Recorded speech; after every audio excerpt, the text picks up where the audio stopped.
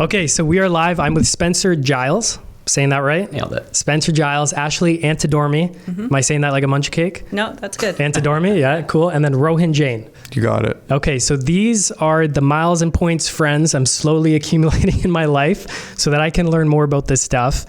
I figured for this podcast, we could do kind of like a roundtable panel type thing because you guys are, you know, deep into this world of miles and points. You really know what you're talking about. So I just want to get into the nuts and bolts of like, how do you actually get best value for these points? How do you book trips? How do you choose the trips you go on? Even travel tips from you guys in general, because you're traveling so much. Because we've had Ricky on 3 times now, and we've got into like, what are miles and points, how to travel with them, how to accumulate them, you know, the best strategies for accumulating them. That's the stuff we covered last time, Rohin. But like, how do you actually use them? How do you book with them? I've never booked with points. I've always used Expedia.ca. It's kind of embarrassing probably to say that to you guys. But so this is like brand new to me. Like I'm a complete noob with this stuff. So why don't we start with what you wanted to talk about, which is the business class experience? Because you guys are on Instagram and posting these business class trips all around the world. I'm sure the same with you, Rohin. So how are you guys doing this stuff?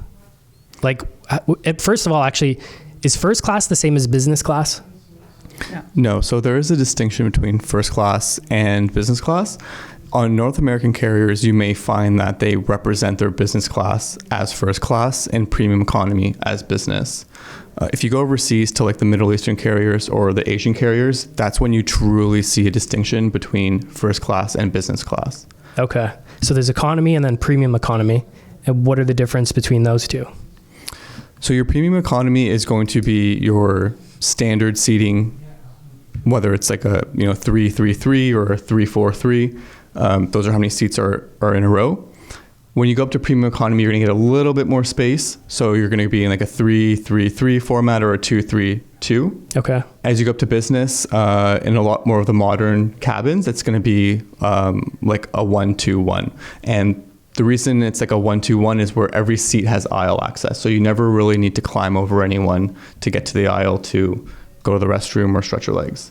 In first class, you'll see a similar setup. It's going to be like 1-1-1, where everyone has access to the aisle, but your cabin or your seat is going to be significantly larger, and the soft product, like such as the service, the food, the drinks that you receive are going to be all much more premium than you would expect in business, premium economy, and service, whatever you get in economy. So for flights within Canada, there's no like really first class like there is in the Middle East or other parts of the world. It's just kind of business and economy and maybe premium economy if the jet's big enough.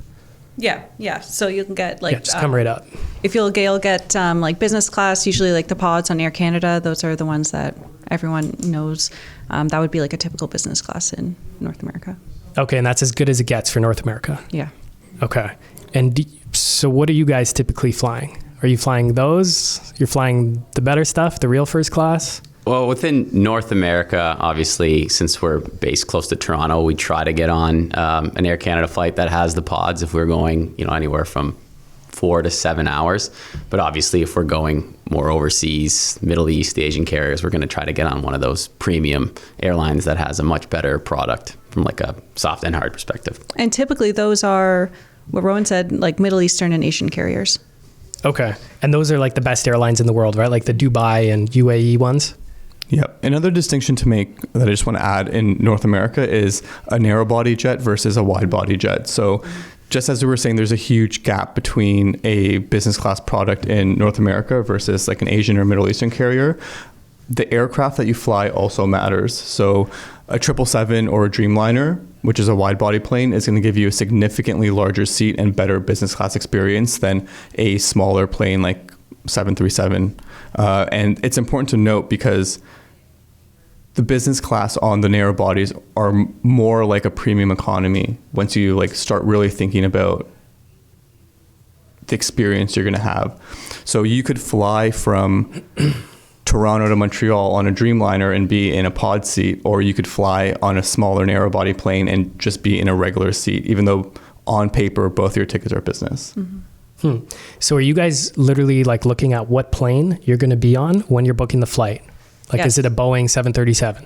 Yes. Really? Yes. And it says that just in the flight information? Yes. Yeah. Yeah. And the thing is, they're the same price. Yeah. So it's like whether you book in business on a wide body or a narrow body, it's going to be the same price for that route within reason. I mean, it might be like a little bit more expensive, but just for the purpose of the example, it's going to be the same price. And you get a much better experience with the, wide body? Yep. Yeah. So you're just choosing that one because you get more value based on the soft experience, like what did you call it? The soft? So there's a hard product and a soft product. Soft product. So the hard product is going to be things like your seat and the aircraft, and your soft product are going to be things like the quality of food or the champagne or how nice the service staff on the aircraft are going to be. And this stuff makes a big enough difference to you guys that it's worth digging into. Oh. Absolutely. Yeah. Does it really? Yes. Yeah? Yeah, like it makes a big difference if someone, like if you feel like you are special and important, and that's what these flight attendants on the nicer airlines make you feel. Yeah. You feel on top of the world. And Yeah. it's so much better than, say, an Air Canada flight where you feel like you're an inconvenience. Yeah, that's fair. Okay, so I want to start with this. This is your 2023 travel year in review of Spencer and Ashley. 9 countries visited, 15 cities, total airline points 905,000, total taxes paid 2,200, total kilometers 69,000 kilometers or 1.65 times around the world, total cash value of the flights, this is the mind-blowing one, $119,000. That's crazy. And then it said you have a points valuation calculation here, which is to basically see how much value there is per point, and you have it coming out to 12.91 cents per point. The goal is to redeem your points for a value of at least 2.1 cents per point. So you guys are crushing it, right? 2.1 is the minimum. You're hitting 12.91. Mm-hmm. Correct. Yeah. And that's just from knowing how to get the best value from these points? Yeah, I mean, it's hard to explain, but obviously you don't want to go down the rabbit hole of like only taking flights for the high valuation, but obviously where you're going to get the better bang for your buck in regards to points redemption is on these premium like business and first class flights, especially to places like the Middle East and Asia, because they typically yield like a much higher cash value for the points redeemed. So essentially, anytime that we are doing a search, whether it is something in North America or overseas, we always like to do the calculation just to kind of see, how much or how do I explain this? Are these points worth using versus cash, right? That's the number one thing, because not all points redemptions are created equal, right? You could have flight A and flight B, both cost the same amount, but they're totally different flights, right? The product's different, service is different, like we mentioned earlier. And you just want to make sure that your hard-earned points are going to good use versus just throwing them away. Okay, so how are you evaluating all this stuff? How are you actually booking the flights? So I think most of those were Aeroplan points. For sure, we used Alaska miles, I believe, because we flew JAL home first class. So most of them were Aeroplan points, but basically we wanted to target, we knew we wanted to go to Southeast Asia, and then we start looking at the best ways to get there for the least amount of points, typically. Okay. And then we start looking at the best products or aspirational products that we've never flown before. So on the way there, I believe we flew ANA business class out of Chicago right into Tokyo. And that was, we've never flown ANA. We really want to fly that product. It's supposed to be a really great business class product. So we specifically flew that product, and it's an Asian carrier. So we knew it was going to be a great experience, even as a business class product instead of like a first class product. Yeah. So we targeted that, and then we researched the heck out of it, how much it was going to be, cities that they flew out of, because we said we flew out of Chicago, right? We're not looking just out of Toronto, because any North American city, we're just going to fly into that city to get onto these aspirational flights. And I think people really need to open their minds up to that, because no one really wants to fly to Chicago to get on a flight. They just want to fly right from there. So you flew from Toronto to Chicago? Yep. And that was just to get on that specific product? Correct. Okay, and also because it was a high value redemption for those points versus flying straight from Toronto? Yeah, so we knew the hard product, so like the seat, the product itself, the plane was going to be great. We knew that the soft product, because it's an Asian carrier, the food, the service was also going to be more premium. Could we have flown Air Canada direct from Toronto into Tokyo? Yes. Could we have flown any other carrier and done some layovers right into Tokyo? Yes, but we wanted that one in particular because we wanted the full package. So what about the flight to Chicago? What was that flight? I believe it was Probably Air Canada. Yeah, it was a regional business, nothing Yeah. special, but So, okay, but you thought taking the, regular crappy Air Canada plane down to Chicago was worth it for the better experience going there. Yeah. we kind of looked at it as there's a really, one of our favorite lounges that we've been to in North America, the Polaris Lounge. It's like a really high-end lounge. You get like a full service meal, and this is like a 5-star restaurant type dining experience. So we chalked it up as we were flying into Chicago to have a really nice meal, check out the Polaris Lounge. I think we were there for about 3 or 4 hours. And that was the day of the Super Bowl as well. So even got to watch a little bit of that before we took off, which we did also watch on that flight. But yeah, we just kind of chalked it up to like, look, the experience isn't just the flight itself. We're going to get to go check out this lounge and have tons of free drinks and food and enjoy that as well. Okay. Yeah, and Spencer makes a really good point is when you're flying in premium cabins, typically your vacation starts when you get to your destination. And this is something I think that goes unnoticed is when you're flying in premium cabins, your vacation kind of starts once you get to the airport. Because with your premium ticket, you get priority secured, you get priority check-in. So you're getting to check in and drop off your luggage quicker. You have a larger luggage allowance. So if you want to bring those extra outfits to your destination, no problem, no additional cost. You breeze through security, and then you get to go hang out in a lounge. The food's free, the drinks are free, and it's a good place to unwind before you're about to get on your flight, which if you're in a premium cabin is something that you're going to be looking forward to. So your vacation starts when you enter the airport. And to take that one step further, if you fly on Emirates business class, they'll even in some scenarios send a chauffeur to come pick you up from your house. So your vacation in some scenarios can start literally at your front door. Yeah. So this is a huge added benefit to the vacation like timeline experience. Yeah, it extends the experience because normally like that's the shitty part you have to get through to get to the good part. But then if you can make that part of the good part, yeah, you just extend the whole vacation both ways. And I'm sure all of us here have been on a flight that's been delayed. And what do you do when your flight's delayed? Do you like sit at the gate and you kind of sulk being like, when's this flight going to take off? Well, if I'm sitting in a lounge and I can drink wine, I can drink beer, I can eat food, I'm not too bothered if my flight's going to be delayed an hour because I'm hanging out. Mm-hmm. It's funny you say that because that specific flight that we took, that happened. So we literally were about to leave to go to the gate.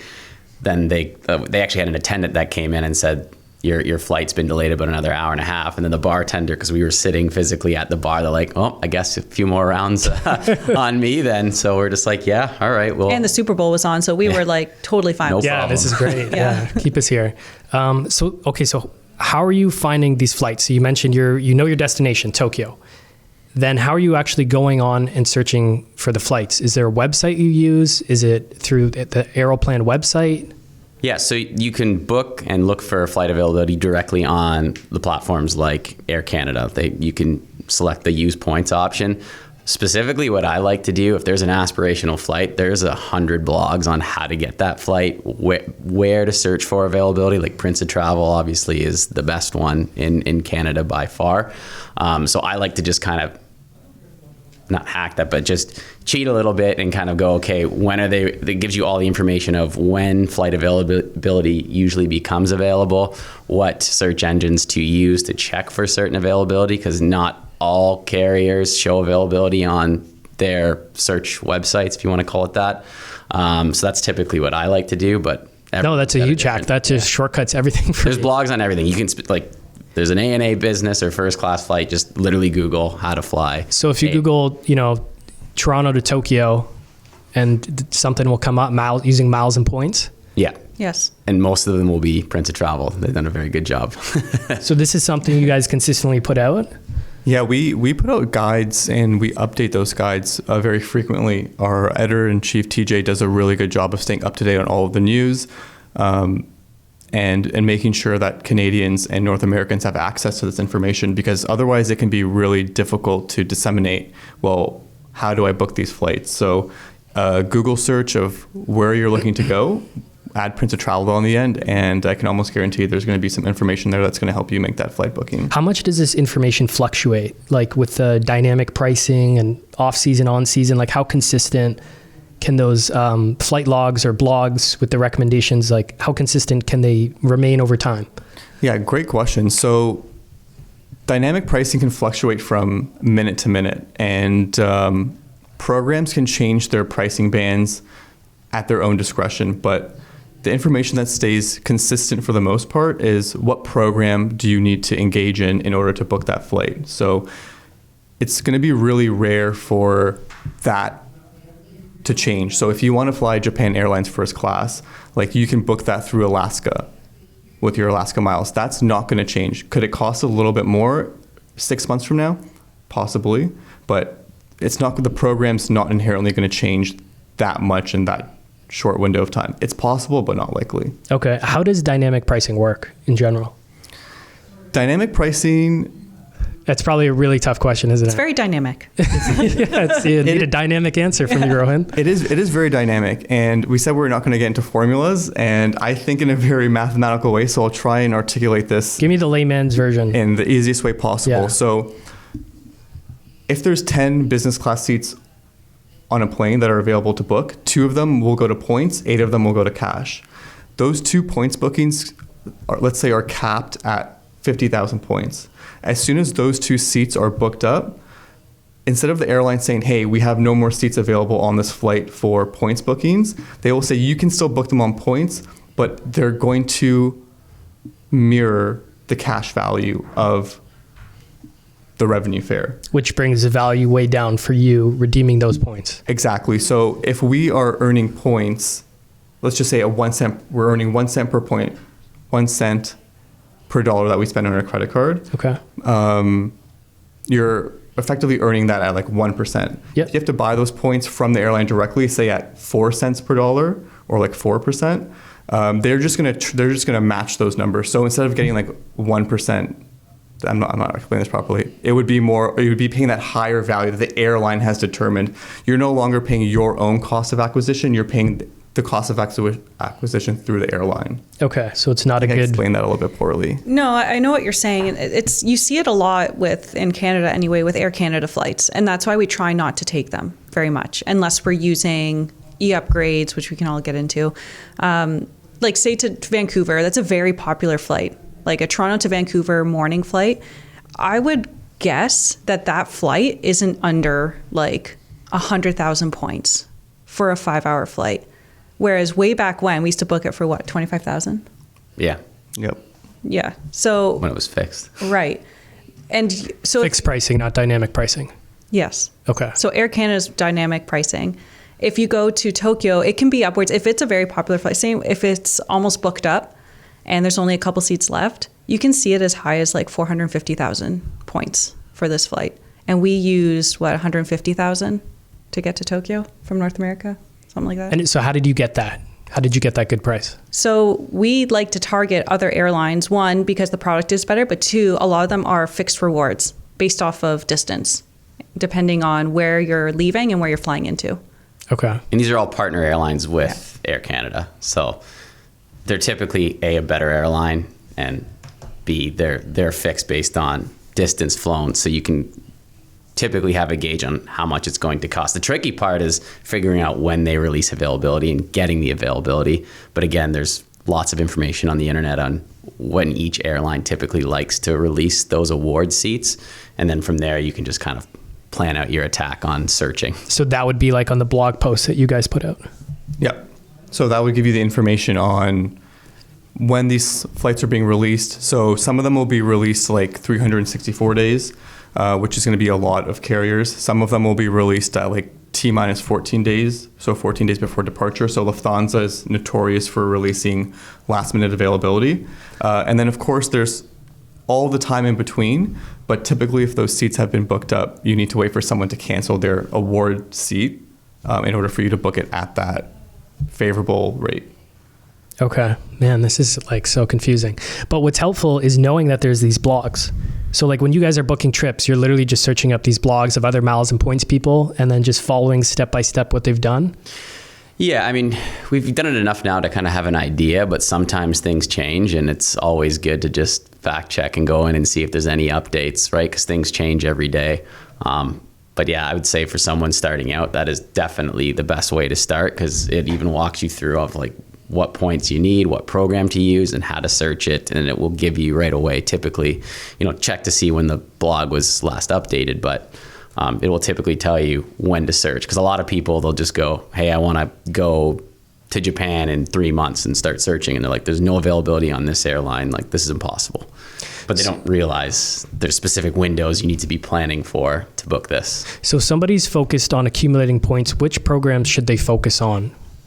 In Canada, it'll be Aeroplan, but typically we like to earn Amex MRs because they transfer 1-to-1 into Aeroplan. So we either earn Amex MRs or Air Canada Aeroplan points. What about other points? Avion, you mentioned, I think, Alaska.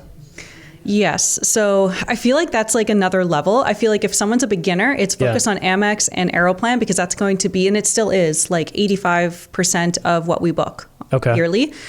Once you kind of get that and you grasp that, then you can move on to your Avios points, your Alaska miles, your Asia miles. And that's really, I think, for someone who, is going to travel to those destinations like Asia. This isn't someone who's just like, I want to go to South America or whatever. Like, you need to be traveling to other further countries and learning, because then now you have to learn the rules of that program and then which airlines you want to fly within that program. So that's another thing I wanted to ask you guys, like, is there certain destinations for Canadians to go to get the best value from points, or that are more favorable for miles and points using them? Like Europe, for example, or South America, or like, no, Asia is actually a ripoff. No, I would say the best valuation, if I'm wrong here, but would be the Middle East and Asia by far on a premium from Canada product. Yeah, or North America. I mean, you're not going to get on a lot of those aspirational ones out of Canada typically. A lot of them you're going to have to connect into the United States. But again, from a points out and value of that flight from a cash perspective, that's typically your best bet when you're flying on those carriers from an overall, getting the most out of my points for that. I think the North America band to the Pacific band, which is typically your Asia, Southeast Asia area, is the best value for the points. One, it's the longest flight, and then two, compared to the amount of points that you have to put out to get there. Okay. So, like, for instance, to Europe, I think from North America is like one of the worst, because you still have to pay like 110,000 points, or no. I mean, we're about 90. I think it was 90,000 points we had to pay somewhere for like an 8-hour flight. But we paid like 150 for like a 14-hour flight. Okay. Do longer flights, you get better value with longer flights? You get better airlines. And sometimes, because the longer flights cost more, because the airline is better, the flight is longer, and the point. So then, yes, like I would say that's the best valuation, because it would cost a cash value, say $14,000 to fly that product, but we use like 150,000 points and like $200. As opposed to a flight to Europe, which is like 6,000 at most, maybe 10 if you're flying Lufthansa for like an 8 or 9 hour flight. Okay. So is part of this being flexible with where you want to go in the world, because then you can use the points to the highest value? Like if you're fixed on certain destinations, you're kind of capped at like how far the points can take you because you're only going to that one destination? I would say like yes and no. And flexibility is like a really key component to making the gears of the miles and points world turn.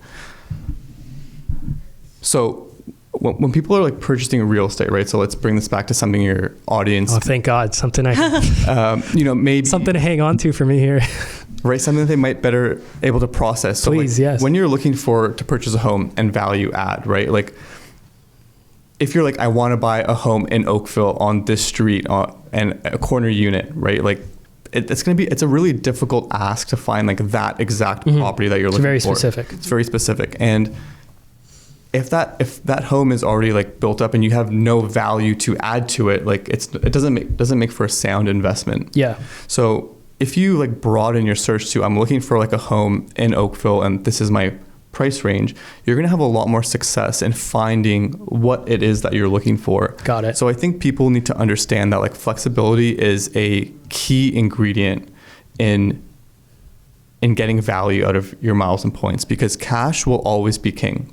Like if you need to fly during March break, you're probably going to want to just pay for cash. It's going to be expensive, but you're going to have to eat the cost.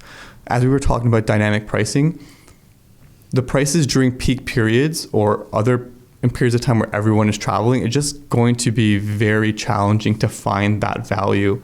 And because you effectively need to create that value just like you would in a real estate project. And you're creating that value by leveraging points that you've earned into a end product that is worth more when you compare the cost of acquisition of those points to the cash value of that flight. So it's really important to say, hey, you don't need to be flexible in destination per se, but about how you want to get there. So going back to, I have flown to Japan as well, and I flew Japan Airlines first class, and I did the math. I paid cash, like $300 to fly from Toronto to New York, then I paid $150 to stay in a hotel, then I paid $50 for an Uber to get to the airport in the morning. So all of those costs, plus the cost of acquisition for my Alaska miles to fly Japan first class, was still less than paying straight up cash for that product. And another thing I want to add is I didn't earn those points through a credit card. I just bought those points when Alaska had a sale on their points, and I still came out ahead. So I think I spent like $3,000 or $4,000 just on the points, plus $500 on the airport repositioning flights to the hotel, and I flew a $14,000 product for like $4,500, and that has nothing to do with credit cards. That just has to do with points. So in some scenarios, you can even take away credit cards from the equation and still come out ahead. Okay. That was really good. Yeah. What's the 80-20 of like miles and points? Like what's the 20% of activities that give you the 80% of the results? Like you mentioned 85% Aeroplan for you. Mm-hmm. But just in general, the activities, is it the first year bonuses? Is it referrals? Like what is it? I think for us, it's definitely the sign-up bonuses. Referrals are massive, especially because I can't remember the last time we opened up or applied for a new credit card. But we've also systemized our business in a way where we get ongoing drips of points. By running business expenses on the credit cards. Yes. And so anyone who's into real estate, that's your renovations, your furnishing costs, like everything for us went on a credit card. If someone's like, I'll give you a cash deal, I'm like, please charge my card. Yeah. Yeah. With the added 2%. I started doing that too. Yeah. Like I don't care, right? So because the 2% you pay, you're going to redeem that for much more value. And just to interject, so like the 2% in this scenario would be your cost of acquisition. So I've said cost of acquisition a few times, but just to anchor it to something, this is a great example of this is the cost of acquiring those points. Okay. Because you're paying the 2% more than you would be if you're just paying cash, you're, paying whatever. So, but then the valuation of those points, you're going to get more than, let's say it's $1,000. So you're going to pay 2%. So $20, you're going to get more than $20 value from those points. Yes. And how much value offhand? If you look at their sheet where it says how much cents per point they redeemed. 12.91 cents per point. So if they're paying an additional 2%, but getting 13% back in value. Got it. It's a win. Yeah. Math. There you go. Sorry guys, I can't stay away from the math. No, that's good. We can't stay in the math, so that's great. Oh my gosh. Okay. It's a lot. But just knowing that there's these blogs out there is like perfect. Like I've seen a few of them, but haven't clicked into them yet. And like we're planning on taking a trip with these points at some point this year. So it's best to either plan way ahead or last minute for these types of things, right? Yeah, but the research starts way ahead. Like we will stock availability. So we use these blog posts, one, just to see like, usually there's an aspirational product we have in mind. Like we knew when we went to Japan that we wanted to fly ANA and or JAL. Either way, we had to come home from Japan as well. So we wanted to fly JAL first class. We were looking up availability, where these products fly out of, because we knew it wasn't Toronto. So we're looking at different cities in North America. And then we were looking at what programs they use. And then we start stalking availability. So we'd be like, okay, let's pretend we're leaving in 2 weeks. Do we see it there? And then we realized... Sorry, what do you mean by stalking availability? So we were when we wanted to fly Japan Airlines first class home, I think we booked it about probably... because we were away for about a month, we booked it about 10 days before we actually came home. So we had no flight home at this point, right? But we knew because we had been looking ahead of time. Are you saying stalking like creeping? Yes. Oh, okay. I thought you meant like adding it up, like stalking it up. No. Oh, okay. No, like cool. creeping. Yeah. So pretending that our departure date was in 2 weeks, even though we weren't leaving for 5 months. Got it. and doing that all the time. And then like, okay, consistently, we are seeing availability typically on like Mondays and Wednesdays, 10 to 14 days out, pretty consistently, because we like to book last minute. We're pretty flexible on which day we left. And I think we ended up leaving 2 days later than we originally were going to, just because we saw the availability on that day and not the 2 days prior on the flight that we wanted. Okay. But if somebody's not as available as you, as flexible as you guys, I would book ahead of time. ahead of time. So for Air Canada, So flight to there, flight home ahead I would. of time. Yep. Or you can book placeholders too.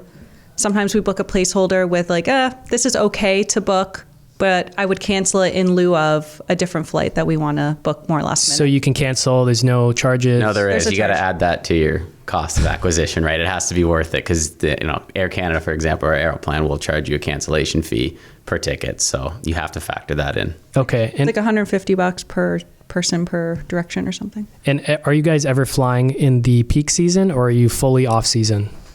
We try for shoulder season. A couple of years ago, we were in Europe and we had to go in June and we had to fly home in July. Like those are peak seasons. It was a group trip, and that's just the way it worked out. And we actually ended up booking a Lufthansa flight less than 24 hours before it actually departed. Yeah. I believe. Yeah, it was pretty short notice, but It was stressful. we also had the flexibility of if we didn't get it that day, we could stay another day, and I know not everyone has that. So I'd say in peak season, it's probably best to just, again, if it's 364 days out and you want to go during those days, make sure that you're searching in and around those days to try to get those. And those peak products. season is June, July, August. Depends on where you're going, really. So northern hemisphere, June, July, August. Southern hemisphere, opposite. Like it's wintertime. Yeah. Is it the peak season? Usually. Yeah. Sounds about right. We like to fly in shoulder season. So define shoulder season for me. What months would that be? So if we were going to Europe, we love like middle to end of September into October. That's been like our favorite. If we're going to Asia, we were in Tokyo in February. Like that's very off season for them. So Yeah, and you find it's fine. Like yeah. things are still open, lots to do. Yep. Lots to do. We loved it. Yeah. Okay, so you're just missing the crowds and you're paying less Yeah, money. we even caught the beginning of cherry blossom. Like, it wasn't like, I guess there was probably about half of them that were blooming, if you want to call Yeah. it that. Well, you can just go to Hyde Park, right? Yeah, of course, but be physically But it's in not Japan. Japan. And without No, 0 points to go to Hyde Park, guys. 0 Yeah, points. That's true. It cost me some Petro points. Exactly. Okay, cool. So I've got some more questions here. It's not my normal style, but what are common mistakes that people make on their miles and points journey? Mistakes you guys have made, mistakes I'm sure you've seen a ton of people make in your community. Anything? Yeah, the number one mistake is like acting without a plan. Like if you have no general roadmap or any idea of like where you're looking to go, it's hard to navigate because you have no end destination in mind.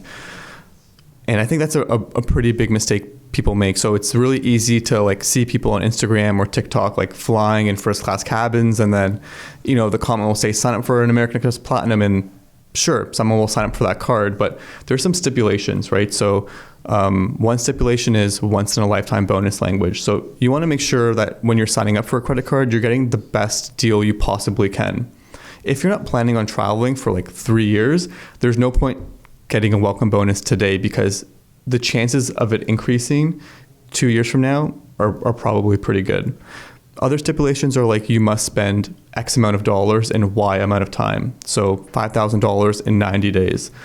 So some people may sign up for that card and then miss that spending threshold. Now they're not getting the welcome bonus. They're paying the annual fee, and they have no opportunity in the future to sign up for that card again because it's once in a lifetime. So it's just done once in a lifetime. It's just done. So like having a plan, and it doesn't need to be like, I want to go to Japan during February type plan, but it could be like, I would like to do something like this around sometime next year. Like even that's good enough to give you an idea of like where, when, and how to kind of start. So I say that's the biggest mistake, is like acting without a plan. Okay. I think another one too is like to go off of that is not putting together the full flight plan, especially if you're traveling to multiple cities at a time.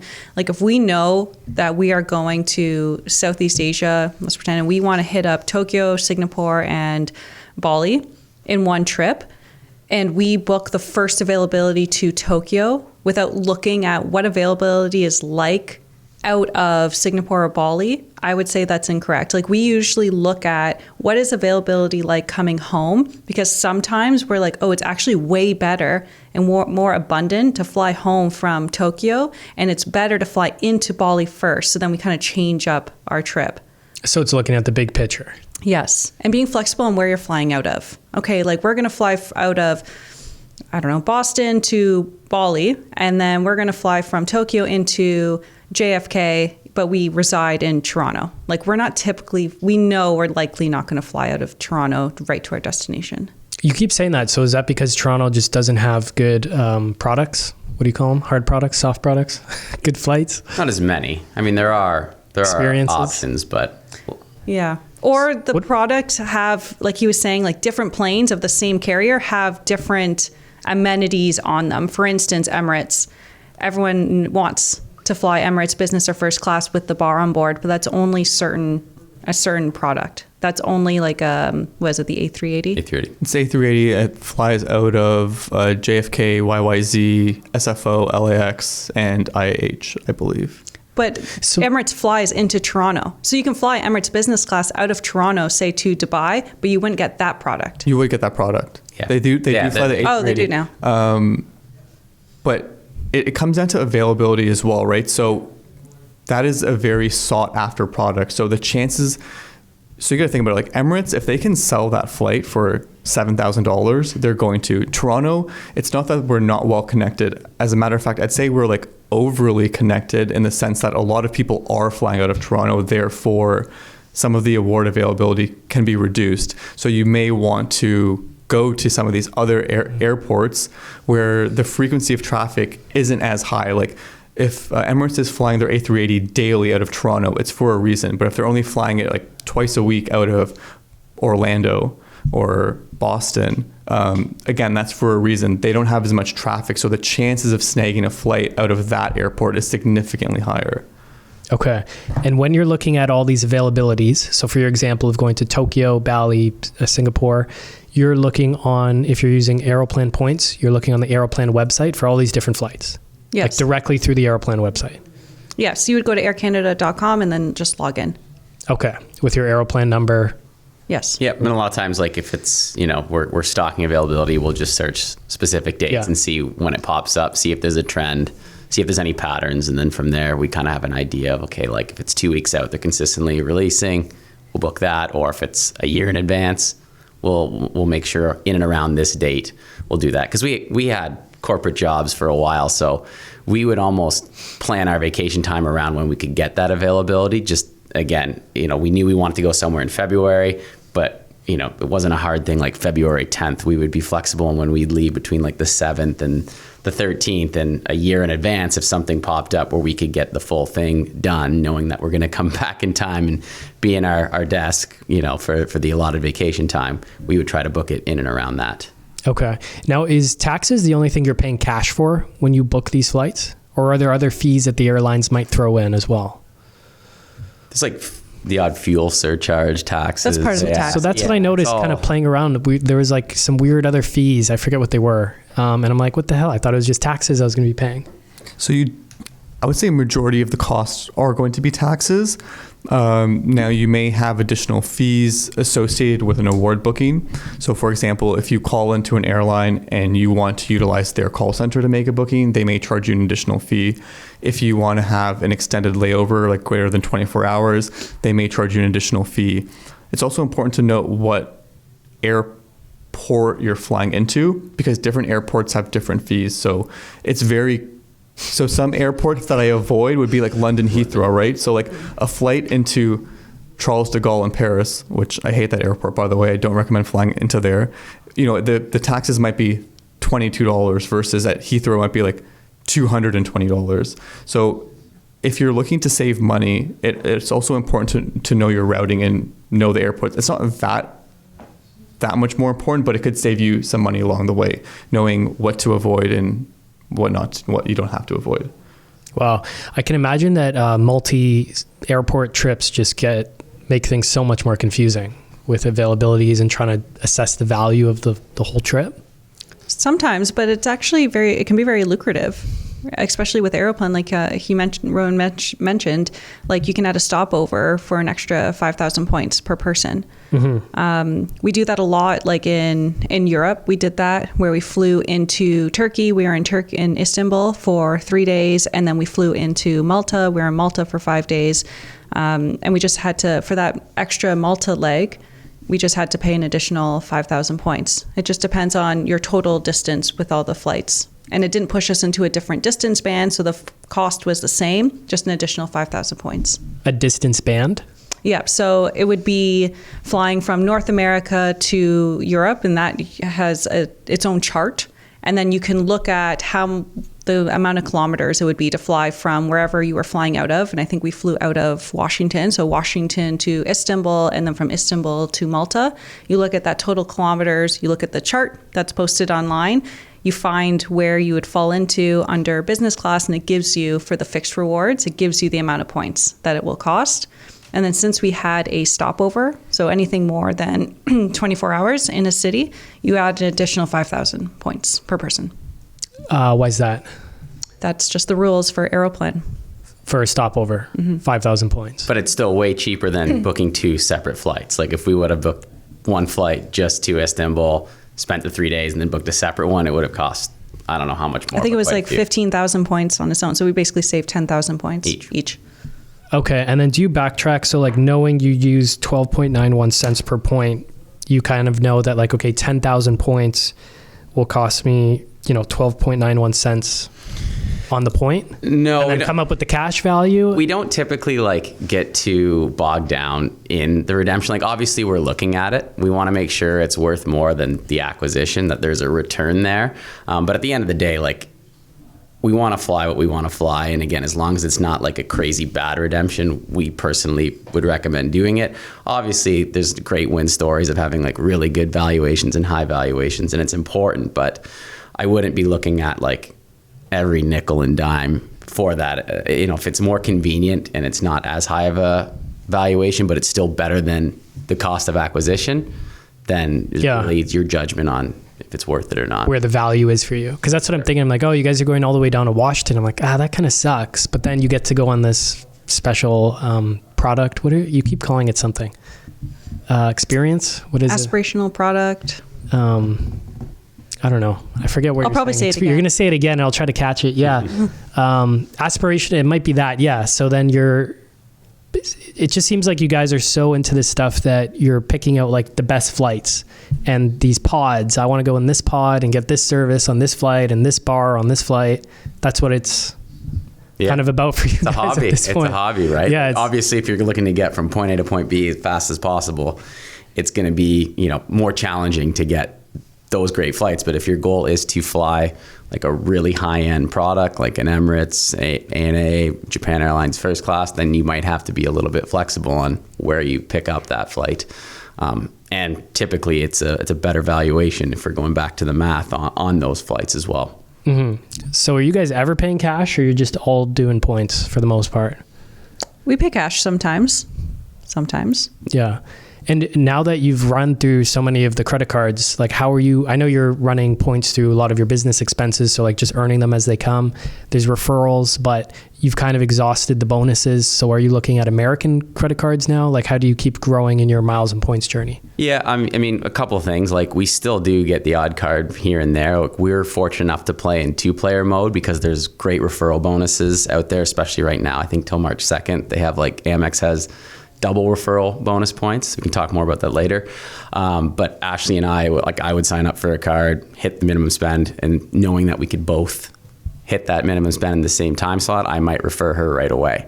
And then we would do the same thing with other cards back and forth. So that way, as a family pool, we're accumulating much faster. So again, for couples, highly recommend using that strategy. Again, great information on 2-player mode on Print to Travel. But that's a strategy that we've used in the past. And you just keep it between the two of you? Ricky was saying he does 6 people. You can that's what I'm saying. There's so many layers to it. You can go way more in depth. Okay. My parents are in on it. My sister, her boyfriend, they're all in on it. The problem is when you get people in on it, they're like, well, we want the referral points. Yeah, got it. So might have to give that up eventually. So you introduce them to everything you're doing and they're like, how the hell are you guys doing this? And now Yes. they're into it. Yeah, and I think you want that for other people. Like I cannot wait to sit down with you after you've flown one of these products and you're going to be like, I need to do this all the time. Yeah, for sure. You haven't flown any of these products yet? Oh, I haven't. I've just been accumulating points. Well, the next time we I've come got and all talk these about Aeroplan this. points, Amex points. I don't know what the hell to do with them. Avion points. So when you were saying you're just accumulating points for the sake of it, I'm just like, yeah, that's me. We've been here so many times. How do you not know how to use them yet? But I just want to make a comment on a previous topic about aspirational trips. So a lot of attention always gets drawn to aspirational trips, like double bed in the sky on Singapore Suites or the bar on the A380. Earning miles and points and redeeming them for aspirational trips like isn't the end goal for everyone. So I think it's important to distinguish like when we're talking about cents per point or how much value we're getting, or is it worth flying to a positioning airport to get on this aircraft and experience this hard product. Like this is not the right move for everyone. I think as young adults with flexible work schedules, whether through an organization or through entrepreneurship or through real estate, it makes a lot of sense for us to try these products that we otherwise wouldn't be able to afford.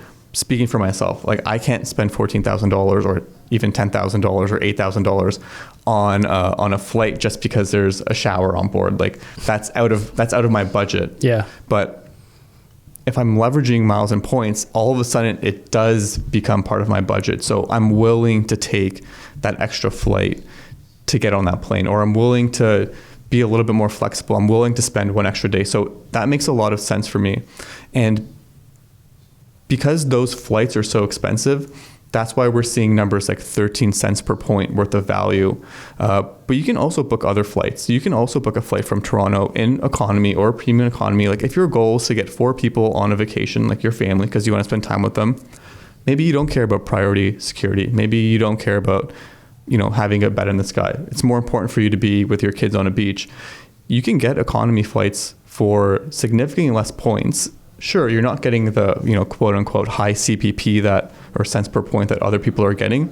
But at the end of the day, you're at a destination using points and saving cash. Mm-hmm. So I think that's also to like shout out those type of travelers as well. Like it's not just for people like us. It's the most flashy for people like us, but it's not only designed for people like us. This system is for anyone who identifies as a traveler and wants to be more economical about their travel budget. Okay. What about hotel points? Is there a certain chain that you guys are sticking with no matter where you go, if you can? Is there multiple different hotel chain points that you're collecting? I know Marriott seems big in the miles and points community because the credit cards that Amex offers. And so is Marriott the number one? And are there other hotel chains that you guys are sticking with? So Marriott is the most accessible, not only for like Canadians, but on an international scale as well. They have the largest footprint. So I would inherently always recommend people to start with Marriott Bonvoy because it's just going to be the easiest, right? And when you're entering into a hobby with so many nuances and intricacies, it's important to make it easy. Before we were talking, I had said, no one really understood what I was doing. Like my mom didn't understand what I was doing until she was herself sitting in a business class seat that I had booked for her on points. Then everything clicked for her, right? So it's important to do what's accessible and see like the fruits or taste the fruits of your labor. And Marriott Bonvoy is going to be a really easy way for Canadians to do that. And 60 to 70% of travel budgets are airfare and hotels. So if you can reduce that cost from like 60 to 70% of your budget down to, let's just say, and things aren't for free. Those will cost you 20%, 30%. But if you have all that extra cash on hand, you can use that to have more excursions on your vacation. You can use that money for a positioning flight. You can use that money on gifts, or you can even use that money to save. So there is a lot to be said about not only participating with airlines, but also hotels, because your expenditures, when done correctly, is going to go way down. Okay. And are you booking through the Marriott website? Yeah. Yeah. For the Bonvoy. Yeah. It's pretty straightforward tool to use. I'd say for that one, we look at the cents per point or whatever that you use, like, less. Because like he was saying, we were talking about this. On the flight, you're there for like, say, 10 to 14 hours, then you're off the flight. Whereas a hotel, if you're there for 5 days, that's like your life for 5 days. That's a lot, considerable more hours, whatever 24 times 5 is. Mm-hmm. And so we're not as concerned about getting the most value from using our points. It's like, we want to stay at this property and we want to save money so we can go out for dinner more. We can go do this, or we just want to experience that property. We have status with Marriott, so we kind of go for the upgrade, and that's where the value really is. But if we didn't get that, I still think that's a win, because we're saving thousands by staying 5 nights somewhere. How so? Sorry. Because if you're using points instead of money. That's automatically you're saving thousands. Okay. And how are you accumulating those points aside from the welcome bonus on like the Marriott Amex card? Is it just from using that card to get Marriott points? Yeah, using the card, like we put your average spend on it, but also staying at, Marriott Bonvoy property, putting charges, obviously the room charges and any other charges. If you're using that branded Marriott card, there's multipliers on it. So you can accumulate quite quickly through that. But same thing, referral bonuses definitely help when you're helping like family members. But yeah, basically. So you guys are never using like Expedia or any of these normal kind of normie travel websites, I guess, to book hotels, flights, any of this stuff? No, not in a really long time. I mean, sometimes there are destinations we're going to, and we're not going there because there is a Hilton or a Marriott or whatever. So we are just staying at a normal hotel, and then maybe we would entertain those types of platforms at that time. Okay, but Marriott's always first and foremost what you guys are using. Yes, not even just to use our points, but like he said, to earn the points if it's like a cash stay, because that's how you earn a lot. We have status, so we're likely going to get preferential treatment when we're there, and maybe things that matter to us like late checkout. Sometimes there's club lounge access where you can get food, and we've used that as dinner a few times, to save some money. It just depends. And getting status means you have to stay at these hotels, right, to earn those qualifying. So it's a certain amount of nights you have to stay to get certain statuses. Yes. So we actively try and stay with one brand to keep hitting that status year over year. Yeah. And Marriott, you said, has the biggest footprint, right? Yeah. So it's just the majority of places around the world. Yep, they have. I don't know how many hotels they have exactly, but they have the largest footprint around the world. And as Ashley was saying, like, it is a loyalty program, right? Like, you want to engage in their loyalty program to experience the greatest amount of benefits, and to kind of be a little bit more like analytical about like what are the benefits that you get. I'm not sure if I shared this story last time, but in 2021, I had booked 11 nights at Petawawa. It's somewhere in Northern Ontario. I actually don't even know where it is, but I had booked it, and I convinced my mom to drive up there and check in on my behalf, and she did so because she's my mom. She's a great lady. And there was a double nights promo going on. So for those 11 nights, I got 22 nights. And those 22 nights pushed me over the edge, which got me to a total of 50 nights stayed in 2021. That basically meant for 2022, I qualified as a Platinum Elite member within Marriott Bonvoy. Now, the cost of those 11 nights at Petawawa might have been like $600 or $700. It was super cheap. But in 2022, I went to the Maldives and I stayed at the St. Regis for 6 nights. Breakfast there is $70 per day per person, and there was 2 of us. So $140 per day times 6 was how much money I would have spent if I just went there with no status whatsoever. But I invested the $500 or $600, if you want to call it an investment, in order to get all of those breakfasts for free. And that was just for one trip in 2022. I stayed over 70 nights in a hotel. So I had 70 breakfasts for free for 2 people. And that's a really easy way to equate like the cost of investing in status versus the benefits that you get. And that's not including things like getting to check out at 4 p.m. instead of 11, or staying in a $500 room to a $3,000 suite. Just last year in 2023, I stayed at the Ritz-Carlton in Central Park on Christmas, and they upgraded me to like a $4,000 room per night. I couldn't afford that. The only reason they did it to me was because beside my name it said Titanium Elite member. Literally the only reason they did that. So status plays a big role in your travel experience, but also the economics of your trip. So how do the upgrades work? You just go to check in and then they see the status and they have this available room, so they bump you up because nobody else has booked that room? In the most rudimentary way, yeah, but there are also things called like sweet talking, which is like a play on like sweet talking and that you want to go into a suite. Yeah. You just chat them up. You just got to chat them up. So like these people they're all human beings, right? Like they work in the hospitality industry. They want you to have the best trip ever. And if, you treat them respectfully, which you should to everyone, and you try to get them to match your energy. Like, hey, it's like my first time visiting New York during Christmas. I've read lots of great things about your property. I'm super excited to be here, flying in from Toronto for the day.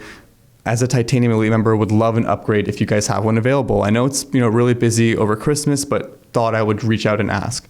This is you calling ahead? This is me just writing an email. I just wrote an email to their general line, to their general email inbox, sorry. Like a week before, 2 weeks before, something like that? No, the day before. The day before. The day before. And he emailed me, the general manager emailed me back 10 minutes later, which was a little bit lucky, I will say. Usually you don't get a response by the GM and not that quickly. He says, looking forward to seeing you, excited that you're going to be in New York for Christmas. Let me see what I can do. And the next day when I checked in, the lady at the desk said, oh, I see a note from our general manager that you requested an upgrade. We can give you this suite. I'm like, awesome. And it was like as simple as that. What are your experiences with sweet talking? I was just going to say. We have a lot of anniversaries. A lot. So to further that, we send an email. We always like to try to personalize it. Same thing, right? I feel like adding that personalization, trying to get them to match your level of energy and being super respectful is key. But we even like attach a little picture of us, like a travel photo or something, just to like when they're opening that, they see it. That's a good idea. Okay, so we actually just had this, was it in Istanbul? We checked in, it was a JW there. We stayed there before and we mentioned that, and we actually had a photo that we took kind of to post for Instagram. We put that on our email. So we did get an upgrade when we got there. They were like super excited, welcome back, like great to see you again. We get to the room and we had a little welcome amenity, and they had a little, not framed, but they had a picture of us put out. No way. Like, welcome back, just because again. Wow. And a cake and balloons. Holy smokes, you actually do get top service with these things, eh? Just again, because they want to provide you the best experience possible. And same thing, because we had the Titanium Elite next to our name, they typically like to go above and beyond. Obviously, they want to leave a good impression on everyone that stays there to return, but I feel like you just get that extra level of service when you have status. This reminds me of when the real estate market was like super hot in 2020, 2021, and people were submitting like letters that I'm a couple, we're buying our home for the first time. And meanwhile, it's like just totally, garbage. It's like their 8th rental property, and people were sweet talking to get these houses. It's like the exact same thing. The exact same thing. Wow. But the same thing, you go from we paid cash for that, like a $300 a night room to a $900 a night room just from sending that one email and having status. Wow. So yeah, it's kind of hard to quantify all the value that you get with these little tips and tricks. Definitely. Is there anything about miles and points that you guys just want to like scream from the rooftops that, you're frustrated that nobody knows about, that everybody could be doing? I think yes, I think from a personal finance perspective, even if you remove all of the travel related ideology from earning miles and points, like a credit card is a financial tool, and it's a financial tool that should be used responsibly, but also to match like your lifestyle and your spending patterns. And a lot of the times people by default just get a credit card through the bank that they're already banking with. And I think a mindset is, well, why should I have to spend money to spend my own money, like i.e. paying an annual fee, is like not the correct mindset for people to have. So shouting from the top of my lungs, from the top of a building, is like, just make sure you have the right financial tools for yourself. So be intentional. Be intentional with what you're doing. I know a lot of people would fight for a 1%, a 2%, a 3% raise at their job. So why not utilize the right tool to get 1%, 2%, 3% back on your spending, whether that's through travel or not,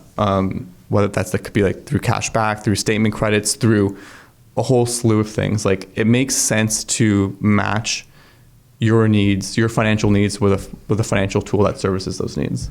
Yeah, well said.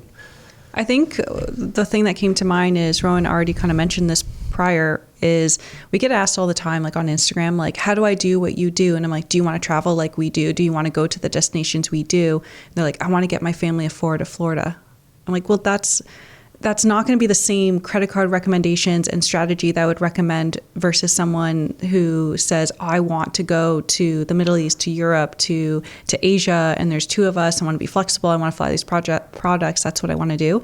There's a bunch of miles and points people out there who really just fly economy, and they just get their families around North America, sometimes to Europe. And that is totally okay. And that is still a very good strategy. I think people need to like take a step back and stop looking at all of the flashy things you see on social media and really are like, what do I actually want to do? Because you can earn all the points you want, but if you don't use them, they are useless. Don't worry, I'm going to be using them. They're devaluing. Yeah, because they do devalue, right? Yes. Yeah. Yeah. I know I need to get this thing booked. Usually, what is it, about once a year? There's an update. Well, it really depends on, but with Aeroplan, Amex. Could be any program, right? They typically don't. Typically, doesn't become cheaper to use points. It usually costs a little bit more to go to that destination. And then I guess like my thing, we talked about it, but there's so many resources out there. Even this conversation might confuse a lot of people because there's so many different avenues and so many different things that goes into it. It is a hobby, but there's also so many resources available. It's not as hard as you think to get started in this. You don't need to have millions of points to do these things. We like to travel a lot and do these aspirational things, but if your goal is to get 1 trip a year, making that vacation more economical, making that vacation more luxurious, right? There's so many resources that you can go and search for that destination, best ways to fly to X on points. And there's so much information on how to do it step by step, right? You can break it down and acquire it in 3 to 4 months and make it a reality, or you can plan it out over a year, but you don't need to sign up for 10 different credit cards to do that. You can get very efficient with it, and you can do it at your own pace. So I do want to shout that out because, a lot of people, they don't get into it because it just seems like too much work, too confusing, but it's not. If you just take, a little bit of time and apply yourself just a little bit, you'd be surprised with what you can end up with. Yeah, no, well said. And like personally speaking, I've already come a long way with not investing that much time into this. Like aside from these conversations, visiting the Prince of Travel blog, watching a few videos, and then actually just going through the motions of getting the credit cards. Like it's been pretty easy and seamless so far. It's just, the next step is learning how to redeem these things, get the most value, get this minimum 2.1 cents per point value on these things. I recommend you just start going on the Aeroplan website and just playing around. Just being like, just to familiarize yourself. Just anywhere you want to go, like, what's Bali like? What would be like Istanbul? What's that like? And just looking at getting used to the search tools, playing around. Like, honestly, that's how we figure things out. We kind of play around. And then I was like, when I was playing, and that's what I do when I'm bored, play around. And when we actually go to book something, I was like, I was actually playing around with that. I actually saw a random route from here to here, and then you know what you're looking for and you know what it looks like. Okay. What are you guys speaking about at the Travel Summit? So we're kind of putting both real estate and points and miles together, basically just being like freedom and location independent, but traveling using miles and points, and obviously combining that with what our main business is real estate vacation rentals. So we're just talking about kind of how we utilize our business and time freedom and systems that we've applied to be able to travel, more than 2 or 3 weeks a year, a lot more than 2 or 3 weeks a year, make money while we're away, but have the business and everything run remotely. Yeah. So the overall setup that you guys have. Mm-hmm. It's interesting stuff. It's cool because the business is like a lifestyle play, an income play, and then, wealth building, but you also have the properties for the wealth building. And then there's the miles and points is like the extra pizzazz on top for really to get like just life experiences, right? That you normally wouldn't be able to access, like you were talking about. Yeah, no, really excited for Spencer and Ashley to be joining us for the second time at the Travel Summit. And, real estate is a really great way it's a great mindset to have. And I think it translates very well to those that really want to excel in the miles and points industry by, finding where you can add value into your life in a very strategic way. And, the travel summit's really designed for people that want to travel themselves, whether that be aspirational travel or economical travel or anything in between, and even for content creators or people creating a personal brand for themselves. It becomes even more of a tool that can be leveraged to a greater extent, because if you are creating a personal brand that revolves around your life, your terms, and you're looking to travel more, well, those miles and points effectively turn into an asset for your business. And you utilize that asset to travel, to say, hey, these are the experiences that I'm having in my pursuit of, my life, my terms. And it just further creates more branding, more visibility, and more experiences for individuals. So if you're a content creator, or, you want to have a larger personal brand, leveraging travel, like miles and points is a great way to do so if that's in alignment with your goals. Yeah. Well said, man. Lastly, like, what are you guys doing for packing? Like, are there any packing tips, tricks like that? Well, I really enjoyed carry-on only, but it's difficult for some. It depends on the destination, right? Obviously, are you guys carry-on only? No, we're not. We're not. We were on the last trip, and I loved it, and I'm gonna try to stick with it. But we're not. We typically, like, our last few trips we started in a cold destination and then went to somewhere hot. So that's tough. Yeah. Right then and there, it's like tough to just bring the carry-on. But we have the packing cubes. We're very efficient with that. We try to What do you do? The little rolly and then like a backpack? Well, we have a regular suitcase, but we have the packing cubes that compress, so we put everything down in that. But yeah, we're getting a lot better. We used to bring half of our closet, but now we've really gotten more efficient. I really would like to switch to carry-on only. And we're kind of spoiled because we have status anyways with like different airlines, or we're flying business class, so like we don't really need to worry if we're like overweight or we have too much. Yeah. So we kind of took that a little too far for a little while, and we're just trying to like scale that back again. Yeah. It's cumbersome just having a bunch of shit with you. Agreed. Yes. I've been diving down this rabbit hole. The reason I asked this question of one bag travel, which is just one backpack. And I'm like, it's just tough to pack everything you need for a prolonged trip in one backpack. And it's like you're constantly washing your clothes. And what about you, Rohin? I try to live by the philosophy of just a carry-on and a backpack, which can be challenging, depending on the destination. I recently went to, I think it was Vancouver, and I forgot to pack pants because all my luggage was just full of sweaters, and it got filled up. I mean, I bought some pants. It wasn't a big deal.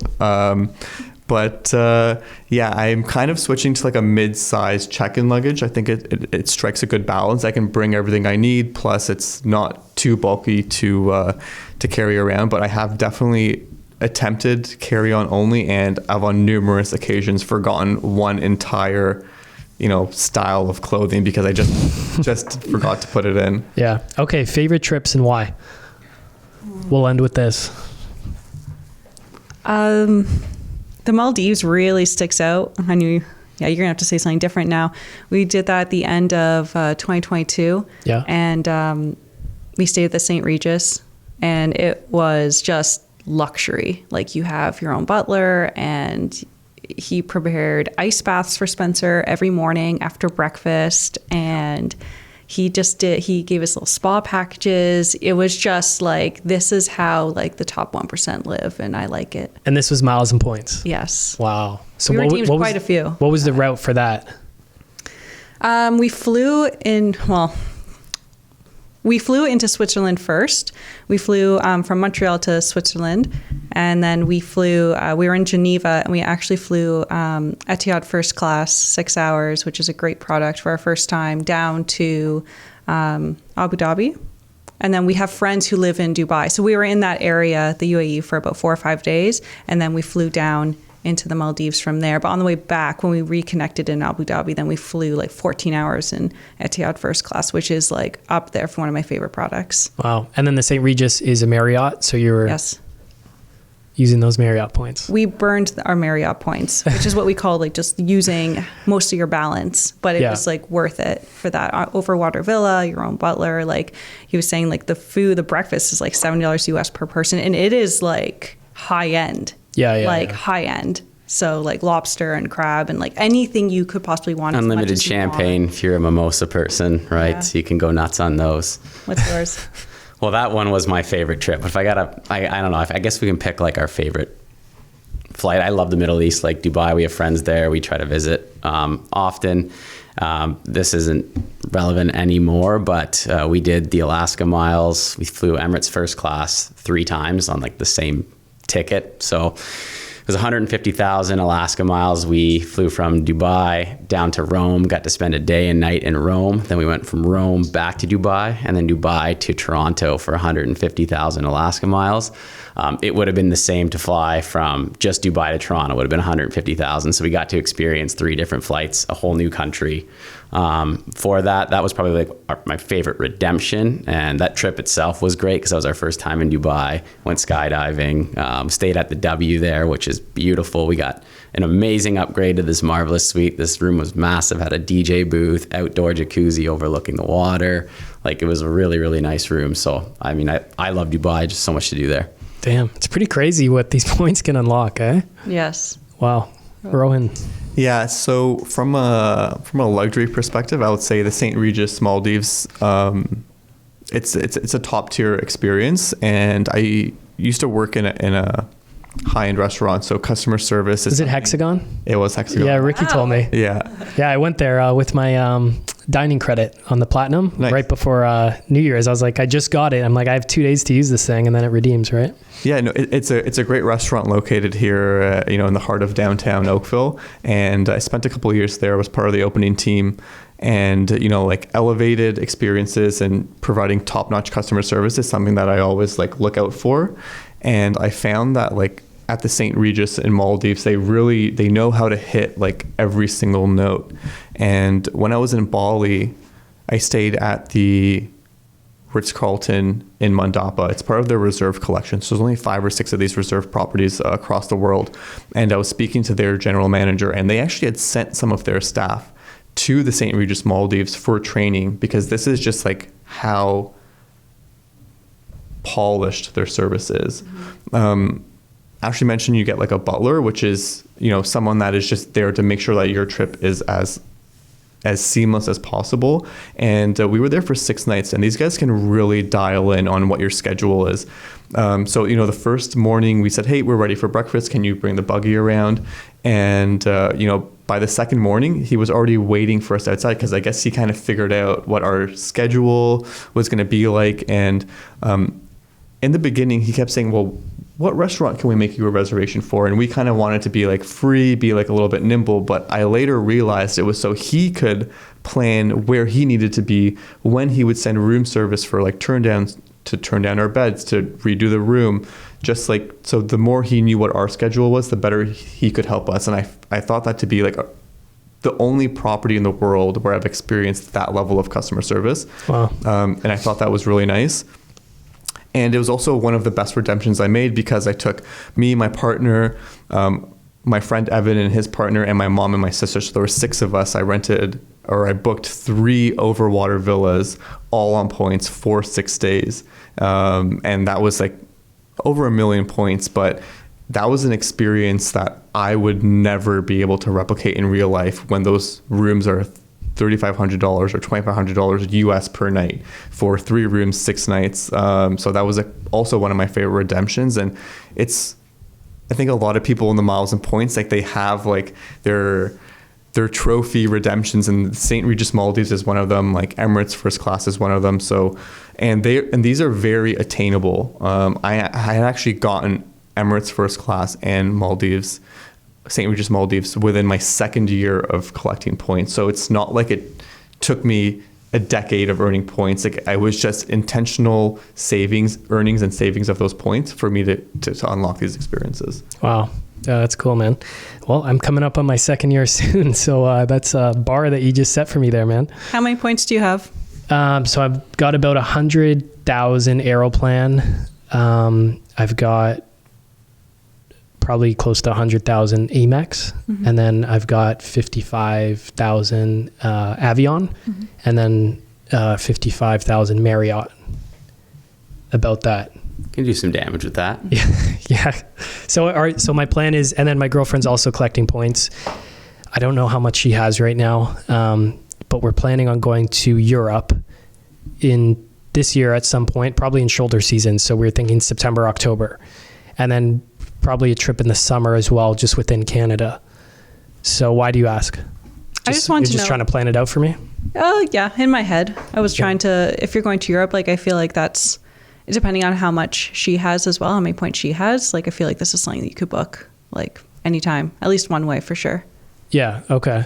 Just with what I have now. Do you think I need more based on what I have? To go round trip in business class, yes. For both people. Oh, for business class. Yeah. Yes. Yeah. Got it. Do you want to, is that where your goal is, or are you looking just to get there? Man, just to get there, but ideally, yeah, eventually business class for sure. Like, it definitely seems attainable with you guys all talking about this stuff.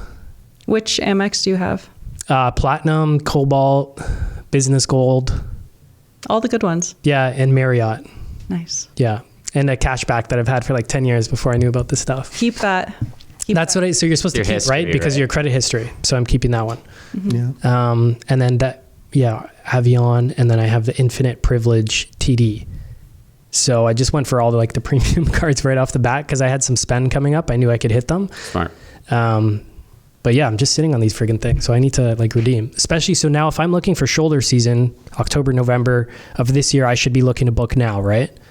I would start looking now. Yes. Yeah. Yeah. And playing around with the there's so many other things that are you looking for? Do you want to fly a certain product? Are you just I just want to get there from Toronto? There's so many other factors, but I would start playing and just looking at different places in Europe that you would be thinking about going to, because you could look I want to fly into Budapest or something, and there's very low availability, but if you want to fly into Greece, you might see higher availability. So it kind of depends on where you're going. Europe is a big continent. Okay, yes. We were thinking Italy, but we're flexible, so we might change that. But we're thinking Italy, but what I want to do now is probably search up Prince of Travel website and find some awesome destinations in Europe, probably Italy, that we'd be happy to go to, and then see the best way of booking that.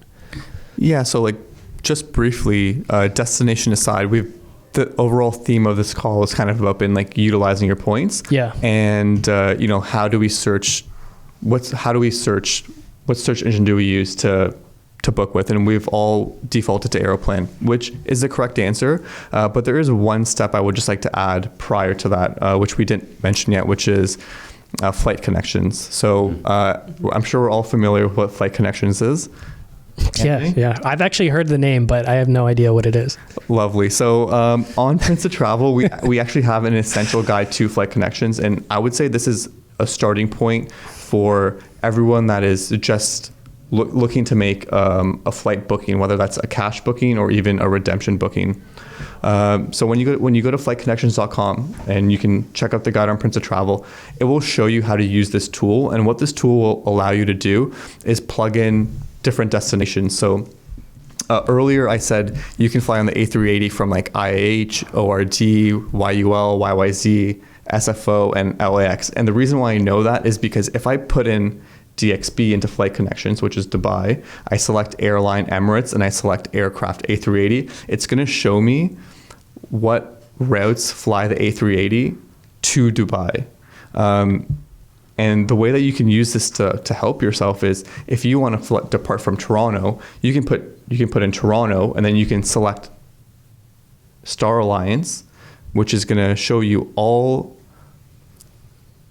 airlines a part of Star Alliance that fly from Toronto to Europe, and then you can start building together an itinerary. So that's going to be a really strong place to start when figuring out, well, how do I get from point A to point B? What are all my options? Because otherwise you just default to what you know, which in the case for most people seems to be well, if I'm going to Aeroplan, it's going to be Air Canada, which is not always the case. And if you avoid Air Canada bookings and you go with a partner booking, you circumvent dynamic pricing, because when you book with partners on Aeroplan, it's fixed, or within bands rather. Mm-hmm.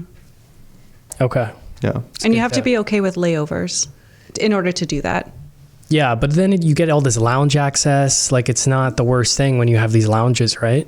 Sometimes like we like to try to do like a longer layover if it's available. If you have the flexibility, like a 20, 22 hour, because that way you get to experience maybe a city you haven't been to. Yeah. Go out for dinner. If you have friends in that area in the States, right, you can schedule that.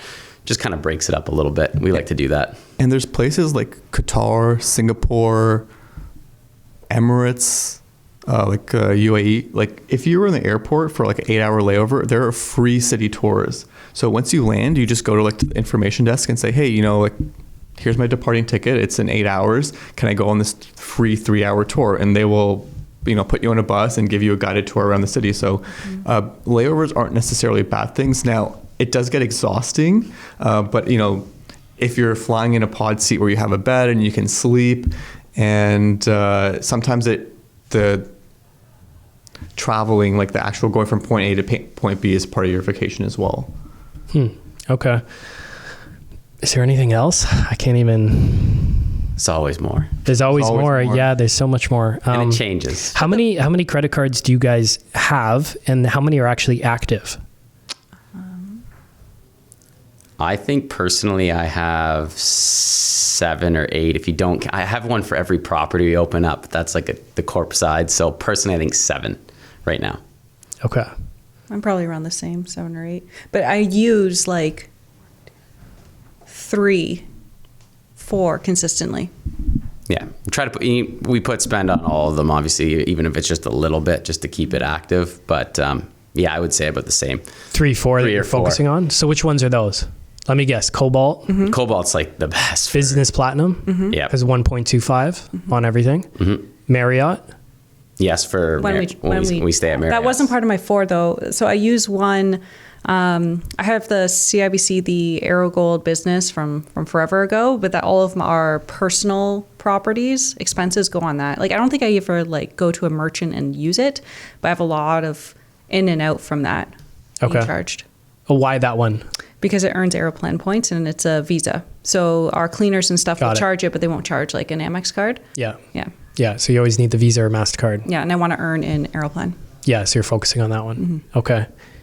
Last time I think you said 30 or 40. That's what I thought you guys were going to say, to be honest. We used to in our prime, but I think we've been gotten good at getting those reoccurring charges so that we don't have to keep opening. And now it's this once in a lifetime for these cards, and it never used to be. So there's still a lot of like, if we ever run out of points, there's still a lot of cards we can sign up for, but we're still burning the ones we have. We're fortunate enough to have a lot of natural spend to fuel what we need to do every year. Yeah. So it works for you guys. Yeah. Yeah, I use 3 cards currently. Like that's what I carry around in my wallet / Apple Wallet. So that's my business platinum for everything that I'm spending that's not a restaurant or a grocery. For that, I use my Cobalt, which is also the second card in my wallet. And the third card in my wallet is a CIBC Aeroplan Visa Infinite. And those are for the merchants that don't accept American Express. Those are the same 3 cards I recommended last time I was on the podcast. And yes, there are a lot of other cards that you can use, but I think like that's a really strong trifecta. In addition to those 3 cards, I probably have 30 to 40 credit cards sitting around, just to kind of name a couple. So I have 4 Marriott Bonvoy cards. 2 are on the Canadian side through American Express, the personal and business. They cost $120 and $150. But each year I get a 35K certificate. And if you've been looking at hotels recently, there's no hotel that's under $120 or $150. So I pretty much utilize those to get like random hotel rooms. On the US side, I also have the Bonvoy Brilliant and Business Bonvoy. The Bonvoy Brilliant, I think, is like $600 US, something like that. I don't know 100%, but that gives me automatic platinum status. And we talked about the value of platinum. So for me to have a card that costs $600 US that just gives me platinum like right out of the gates, it's worth it for me. But you also get an 85K certificate. And that was the certificate that I actually used for Christmas in New York City. So I got that hotel room. What does that mean, 85K certificate? So It means it's equivalent to 85,000 points. So Okay. if you were to book a hotel room that was 90,000 points, you would use an 85K certificate plus 5,000 points. If you were to book a hotel room that was 50,000 points, you can't go down, so that 85K certificate would be used. So you want to use it like strategically. But that card provides me with that as well as $25 worth of dining every single month. So, you know, if I'm on the way home from the gym and I just need to get like a quick Subway, you know, once or twice, like that kind of is not free because I'm paying for the annual fee, but it kind of subsidizes that cost. So I have the 4 Marriott Bonvoy cards in my wallet, and then I have... This is giving me a headache to try and keep track of. Then I have a Platinum US card because you get 5 points per dollar on booking airfare directly. So Okay. that's another way I kind of maximize spending that I'm already currently doing. So I put all my spend on that, and I have a few more, but I won't get into them. But yeah, I a pretty much portfolio. have a portfolio of Yeah. cards, but I am trying to reduce them. Building on what Spencer and Ashley said, is like I don't need as many cards anymore because like welcome bonuses are like a fast and flashy way to get points, but the way to maintain your points balance is to like spend on the right card. And that's what I was saying. If I could yell something, it would be like, be intentional about what you're doing, because that will get you much further than just signing up for a bunch of cards. Because I had actually been there. I started by signing up for every credit card under the sun, and it's kind of hindered me today because I can't go back and get those welcome bonuses anymore. I want to add one too. I forgot. I also use the Amex Aeroplan Reserve quite a bit, and I keep that card. Like, I find the benefits to be pretty good, and it holds my status with Air Canada, and that's how I get like the e-ups, and I get the e-upgrade rollovers, and I find that pretty useful. Okay, and what are those? Sorry, the e-upgrades? You mentioned that earlier. Yeah.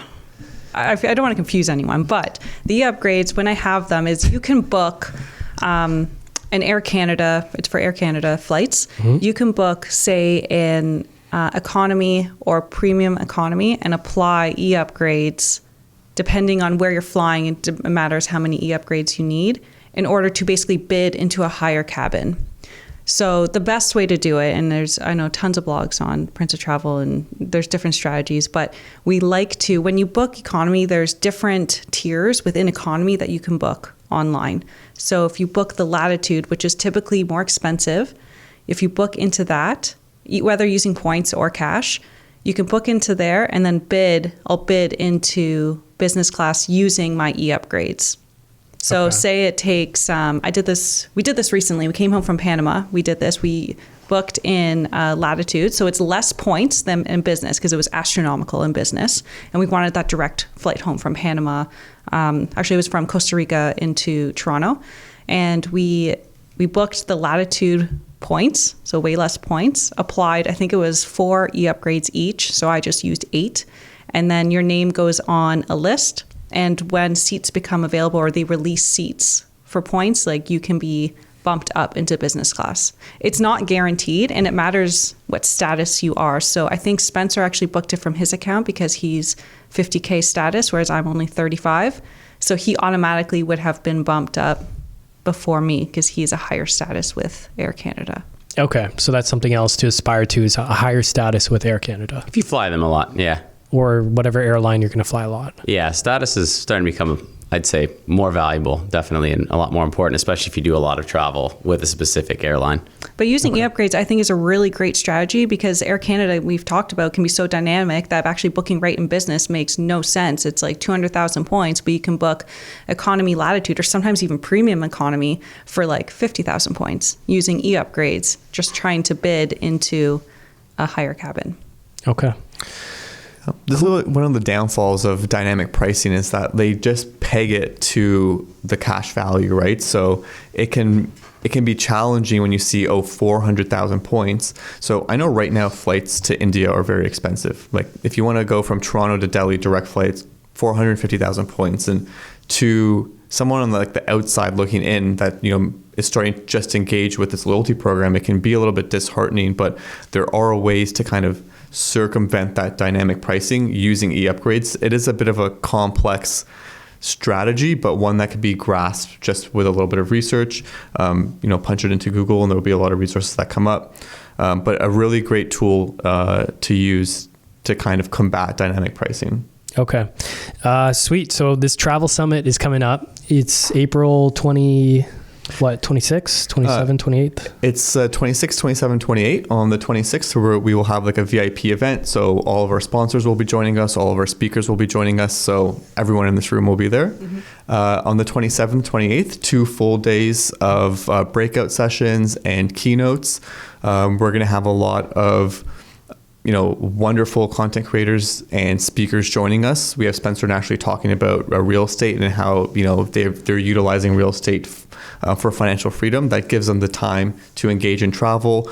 We're going to have representatives from Flying Blue, Air France, KLM, Air Canada Aeroplan, Built Rewards, and a lot of great sponsors and individuals there to share just like lots of knowledge. And it's a really great way to not only meet people that are engaged in this hobby, but also learn a lot. And it's going to be a weekend filled with an abundance of information. I highly recommend anyone that's interested in going, join us. It's in Toronto, 27th, 28th of April. Okay, and where do they find out about it? What's the website? You can visit us at www.thetravelsummit.com. Okay. And tickets, you can purchase your ticket for the event directly on the website. And if you're listening to this podcast, we have a promo code set up, Your Life, Your Terms, for $50 off your ticket. Yeah, awesome, man. And then if someone wants to follow along on your journey, your travels, are you open to sharing anything? My Instagram is Rohin Jain, ROHINJAIN. I'm not the best at posting on Instagram, but I do every now and again. Okay. Yeah. So search you up? Yeah, hit me up. Okay, cool. You guys? Spencer and Ashley, with spelling out the and in the middle. Okay. On Instagram, anywhere else? On Instagram, TikTok, just those two. Oh, okay, cool. Yeah, I haven't seen you guys TikTok, but you guys have like an amazing Instagram. Thank you. I appreciate that. Yeah, I know you're kind of behind that. I can tell who does the posting. Yeah. Hey, I'm getting better. Come on. Yeah, no, it's cool. Like you guys are always up to cool stuff, and it's just fun kind of seeing, following along with your journey. And I'm not really on Instagram myself. Like I just go on for kind of researching podcast guests and seeing our Instagram and stuff. And I followed you to try and do some research before this, but it's cool stuff. So really appreciate you guys taking the time. It's awesome stuff. A bunch of listeners have been, giving me feedback that they want more of this miles and points stuff. So really appreciate it. And have to have you guys back, of course. And then you guys, of course, to talk about Airbnb stuff in the future. So Looking forward to it. Thanks for having us on. Yeah, thank you. Yeah, thanks, guys. Hey, thanks for tuning in. You can find every new episode of the Your Life, Your Terms show on all the major streaming platforms. So Spotify, iTunes, Google Play. And if you'd like to get free copies of some of the books that we've put together, like these right here, or some of the reports that we've put together, like these right here, you can find all of those at www.rockstarinnercircle.com. That's www.rockstarinnercircle.com. That's it for now. Until next time, your life, your terms.